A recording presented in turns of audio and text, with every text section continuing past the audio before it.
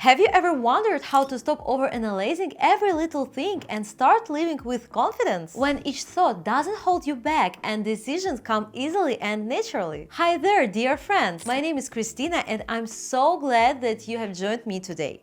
If this is your first time here, welcome! I share my thoughts and experiences to help improve the quality of life. Today I want to talk about my journey in overcoming overthinking and building self-confidence. We all face moments when our thoughts start to swirl, making it hard to act decisively. I know that feeling all too well. That's exactly what I want to discuss with you today. How to stop getting stuck in the details and start living with more confidence. In this video, I will share practical tips and my personal experience that helped me shift my mindset and improve my life. Stay with me, it's going to be interesting. Personal experience. You know, it wasn't until I noticed how overthinking was literally poisoning my life that I began to see the problem clearly. It manifested in so many areas, from seemingly not important situations to really important decisions. For example, I could spend hours mulling over a simple choice as if the world depended on it, or I would overanalyze every word said in a conversation. Gradually, this created constant tension and feeling of insecurity. I couldn't relax. My thoughts were spinning endlessly in my mind, creating complete chaos. Examples of situations. There were moments when I would literally freeze before making decisions. Imagine standing before a choice that isn't that crucial, but suddenly a thought "what if" starts swirling in your head. This has not only slowed down my decision-making process, but also made me constantly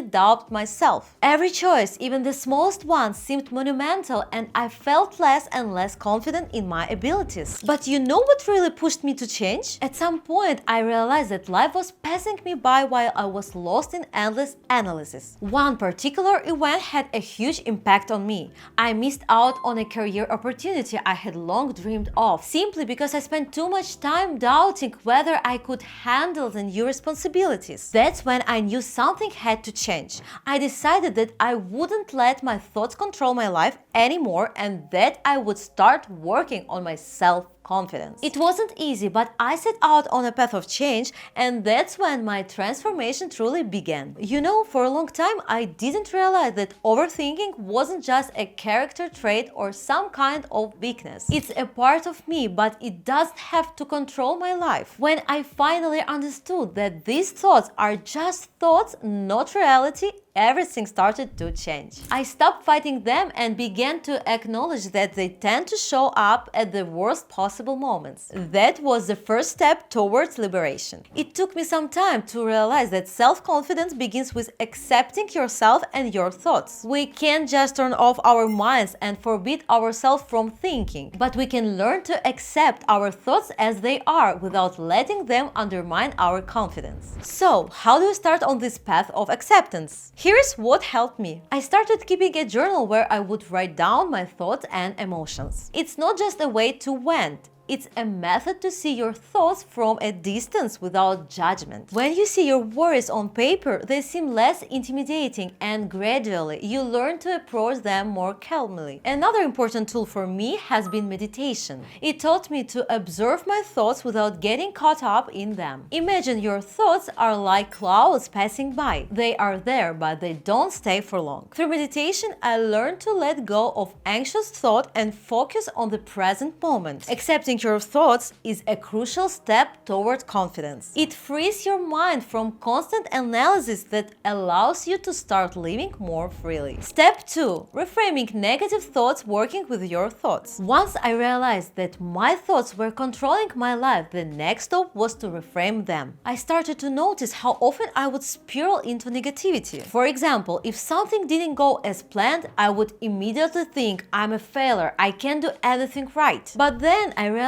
that it was these very thoughts that were holding me back. I began consciously replacing negative thoughts with positive ones. Of course, this doesn't happen overnight. Over time, I learned to catch myself when I started to drift into negativity. To shift to a positive mindset, I began using cognitive techniques. I'd like to share a few techniques that helped me.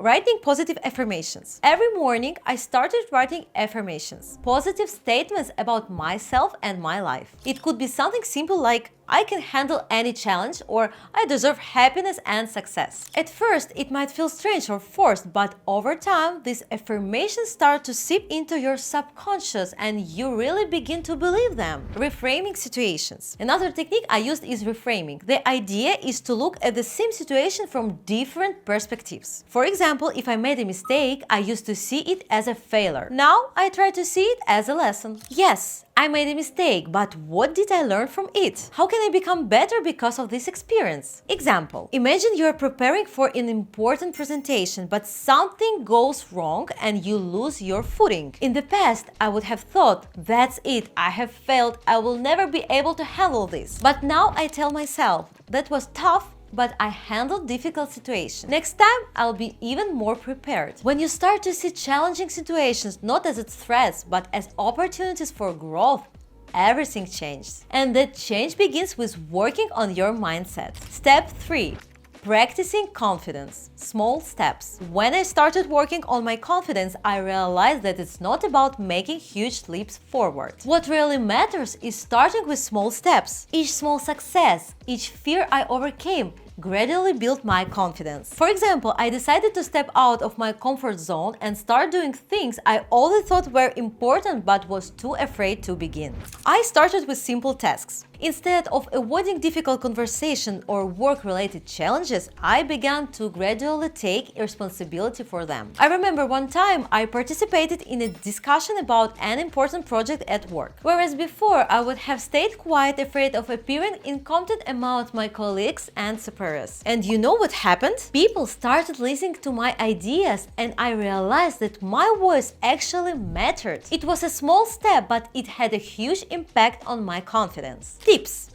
Now let's talk about how you can start building your own confidence. One of the simplest yet most effective methods is to practice in front of the mirror. I know this exercise might seem a little strange, but when you see your reflection and speak confidently, it helps set you up for success. Choose any topic and imagine you are speaking in front of the audience. This activity helps you get used to your own voice and start seeing yourself differently. Public speaking. Another step is public speaking. Even if it's something small like expressing your opinion in a meeting or giving a presentation to colleagues. It might be scary at first, but with each of these experiences you grow and become more confident. I started by practicing in small groups and then gradually moved on to larger audiences. This process taught me to trust myself and my abilities. Regular practice. It's important to remember that confidence is like a muscle. The more you train it, the stronger it becomes. Regular practice, even if it's just a few minutes a day, helps reinforce confidence over the long time. Start with the small steps. Allow yourself to make mistakes and learn from them. Gradually, you'll see how small successes add up to big changes. Your confidence will grow and you will feel capable of more than you ever imagined. Step 4. Surroundings and support. One of the key moments in my journey to confidence was realizing how much my environment influenced me. I understood that if I wanted to grow and develop, I needed to surround myself with people who support and inspire me. In the past, I often doubted my abilities and decisions, especially when I was around those who didn't believe in me or highlighted my weaknesses. But everything changed when I started choosing my surroundings properly. I began spending more time with people who genuinely believe in me, support my ideas, and inspire me to keep growing. I remember once sharing my doubts with a close friend who has always been a source of support for me. Instead of giving in to my fears, he reminded me of my achievements and helped me see the situation from a different angle. That support gave me the strength to keep moving forward even when I felt like I couldn't handle it. Let's talk about how you can leverage the power of your environment in your life.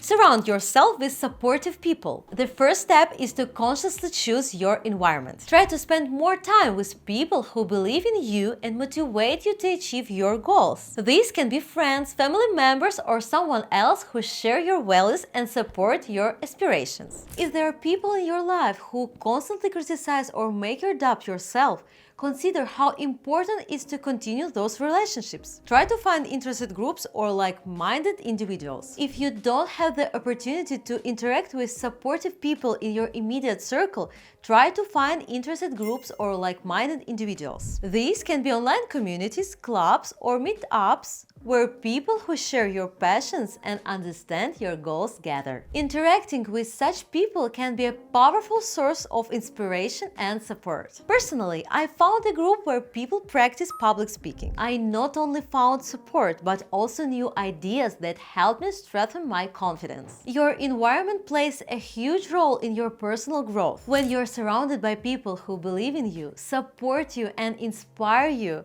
you become stronger and more confident. So don't be afraid to seek out and choose those who help you grow and thrive. Step 5. Resilience and self-care. As I began working on my confidence, I realized that I would inevitably face failures. In the past, I took any mistake very hard and often blamed myself when things didn't go as planned. But over time, I understood that failures aren't the end of the road. They are, in fact, an essential part of the growth process. I remember one time when I completely failed at a new project and I felt utterly defeated. My mind kept telling me that it was a failure, but I wasn't capable of success. But then I paused, took a break, and decided to look at it from a different angle. I started seeing failures not as a threat to my confidence, but as an opportunity to learn and improve. It wasn't easy to admit that I could make mistakes, but it didn't make me any less worthy. I learned to see each step, even the wrong ones, as a lesson. This mindset helped me become more resilient and keep moving forward despite